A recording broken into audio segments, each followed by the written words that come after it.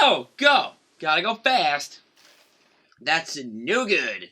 And Jaleel White. The Sonic the Hedgehog movie is dumb, but harmless. I don't know how else to put it. Video game movies, of course, have a disastrous record. So in the grand scheme of things, this movie is inoffensive. I think maybe little kids will enjoy it. Me?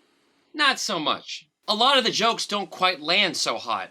And the ones that do left me paralyzed to even laugh. I kept thinking, well, I guess that was pretty funny, but I didn't exude a reaction.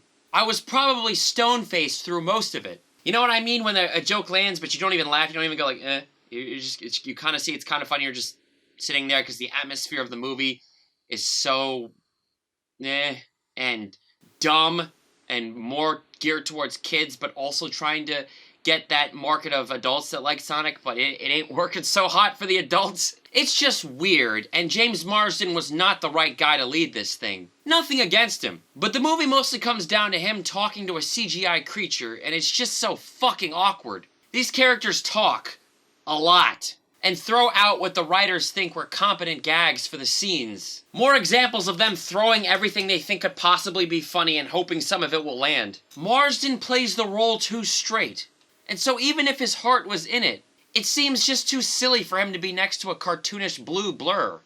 Look, I get it. This movie wasn't trying to achieve anything outside of what it did. That's why it's so predictable, and why Sonic's origin is played hella fast in the opening. That scene might last less than a minute of screen time. Someone clocked that shit. And maybe why the famous rings of the games have been slightly altered to be finger size instead of how big they were in the comics and games. Like, cause, you know, they're like this, and, you know, they grab them with their hands, but now in the movie they're like this, so grab them like that. That's fine. But what startled me was how uneven Jim Carrey was as Robotnik. It's too bad. He was all there for it, channeling his inner Ace Ventura to return to on-screen comic mania. But it isn't as great as you want it to be. Of course, Carrey is a comedic genius, and I can't explain it, but half the time he's there, I'm not seeing it. There are times the movie uses his epic weirdness, like that bizarre and great dance number, and his whole silly relationship with his personal assistant. But too often he is portrayed as a villain who must line in with that weak script. Too much is focused on his machines and drones, and less with his charisma.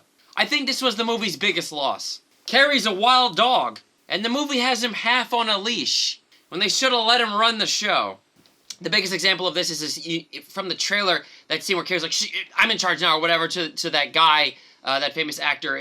When you see him in the trailer, there's no music, and it's played just straight for laughs. But in the movie, that same scene has a ridiculous bad guy score, you know, droning in the background, and it's just a bad decision. It's a wrong decision. It's taking him too seriously, and that's when I knew that that the movie was doomed, because you should have played Carrey straight for laughs, and Marsden should not have been played it straight. You're having this jarred tone where Sonic is a cartoon character, and he's ridiculous, and he's a kind of can be a funny thing, and with Marsden playing it straight, and the movie taking this too seriously, you have Jim Carrey as the villain. This should have just been a straight up comedy, but it's not. It's taking itself a little too seriously, and I can't, that stupid music and portraying Carrey just as this villain, you know, with this stupid scheme, and needed more of the dance number scenes, needed more of the personal assistant stuff. That stuff was good. Sonic this time around is voiced by Ben Schwartz, who I found to work well with the character, but by the end began to grow old.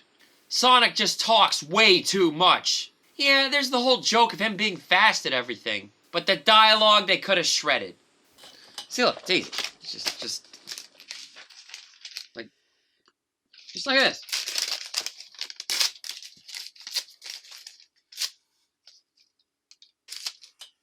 It's easy.